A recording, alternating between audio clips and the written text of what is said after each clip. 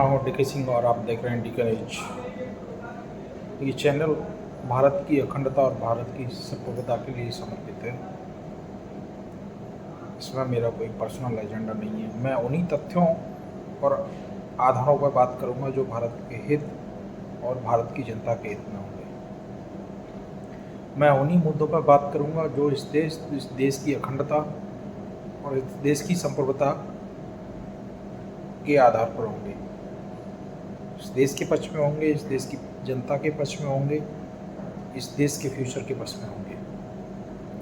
आज बहुत सारे सवाल हमारे मन में हैं, हमारे लोगों में हैं, भारत की पब्लिक में हैं,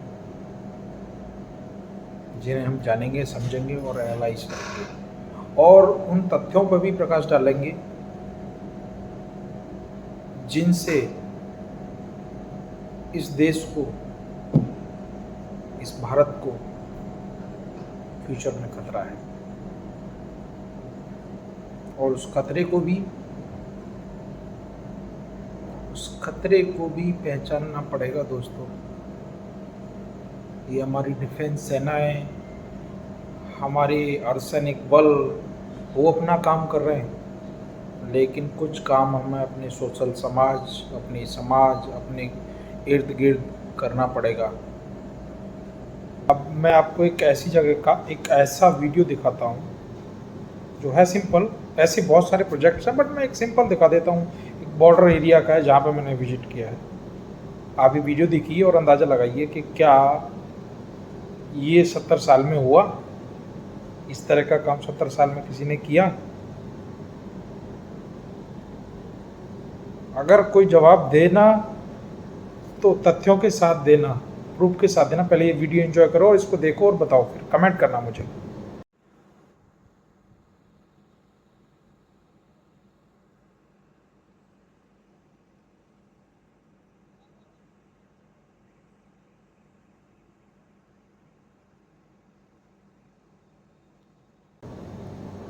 ये वीडियो तो आपने देखा है।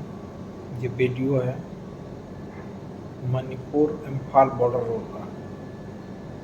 यहाँ पे कभी एक ऑटो नहीं चल सकता था, यहाँ पे कभी एम्बुलेंस नहीं पहुँच सकती थी। यहाँ पे हमारे जवानों की गाड़ियाँ 6 घंटे पीछे रहती थी, 6 घंटे बाद हमारे जवान मणिपुर बॉर्डर पर पहुँचते थे। आज यहाँ पे 4 लेन हाईवे है, 100 की स्पीड में गाड़ी निकलती है। ही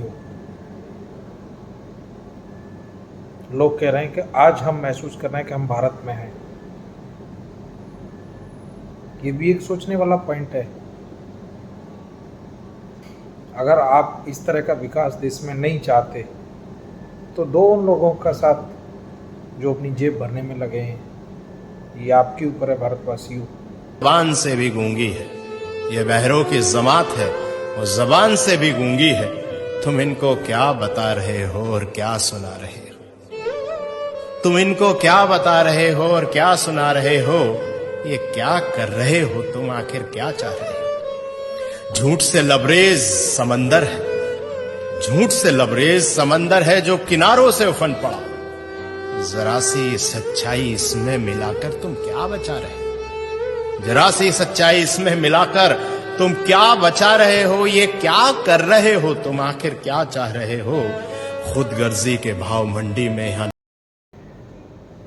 दूसरी आपने एक चीज़ नोटिस की, जिस दिन इलेक्शन का रिजल्ट आ रहा था उस दिन शेयर मार्केट से एक दिन पहले की शेयर मार्केट के क्या आंकड़े थे, और जिस दिन रिजल्ट आया और थोड़ा ये लगा कि भाई बीजेपी इधर उधर हो रही है, नहीं आ रही है, मोदी जी नहीं आ रहे, तो आपने देखा शेयर मार्केट के सारे इन्वेस्टर्स ने अपना पैसा मार्केट से खींच लिया और शेयर मार्केट धड़ाम से गिरा।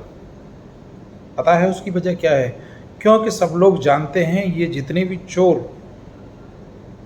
भी चोर अगर सत्ता में आ जाते तो ये सिर्फ देश की नहीं सोचते, ये देश की आर्थिक स्थिति की नहीं सोचते, ये सोचते कि इनकी जेब कैसे भरी जाए, अपने घर परिवार कैसे चलाए जाएं, इनके घर परिवार के जो लोग हैं उनको कैसे क्या क्या डिपार्टमेंट, क्या क्या विभाग दिया जाए जिससे इनकी जेबें भरी जाएं और कहाँ कहाँ से घोटाले हो सकें।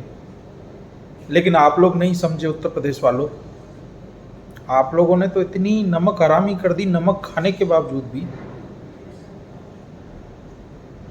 अरे आपने तो भगवान राम को भी नहीं छोड़ा बॉस।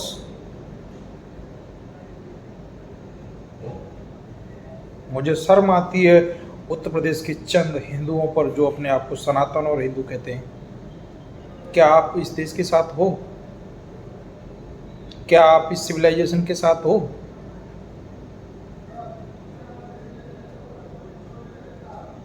कोई भी राष्ट्र जब डूबता है वो सिर्फ और सिर्फ आप जैसे चंद लोगों की वजह से डूबता है, चाहे वो कोई भी राष्ट्र हो।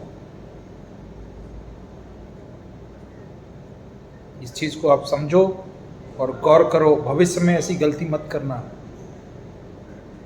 जिससे आपके आगे आने वाली जनरेशन आपको गालियां दे।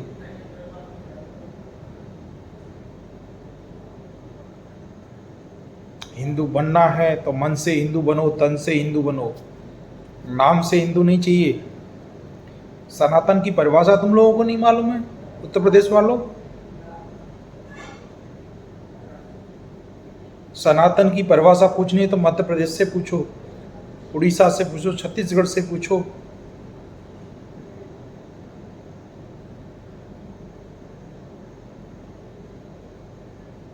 आप लोगों ने चंद पैसों के लालच में अपना ईमान बेच दिया। उन लोगों के हाथ जो इस देश के लिए संकट पैदा कर सकते हैं, उन लोगों के हाथों में जो इस देश के लिए खतरा है, उन लोगों के हाथों में जो इस देश के लिए थ्रेट है, उन लोगों के लिए जो इस देश में सनातन और राम मंदिर को बरसों से नहीं बनने दे रहे थे, उन लोगों के लिए जिन्होंने कार सेवकों के ऊपर गोलियां चलाई, हजारों लोगों को मरवाया। उसी अयोध्या में, उसी यूपी के अंदर कितने कार सेवक और कितने हिंदू मारे गए थे? किसी अयोध्या वाले और आसपास के जितने भी यूपी के लोग हैं उनको मालूम है कितने लोग मारे गए थे? किसी के पास आंकड़ा है? इसीलिए आंकड़ा नहीं है कि आप लोगों ने उस लड़ाई नहीं लड़ी थी। उस लड़ाई को लड़ने के लिए भी बाहर से हिंदू आया था, दूसरे स्टेटों से। आप लोग उस टाइम भी तमाशा देखे थे। कुछ चंद लोग ही उस लड़ाई में शामिल थे उत्तर प्रदेश के अंदर।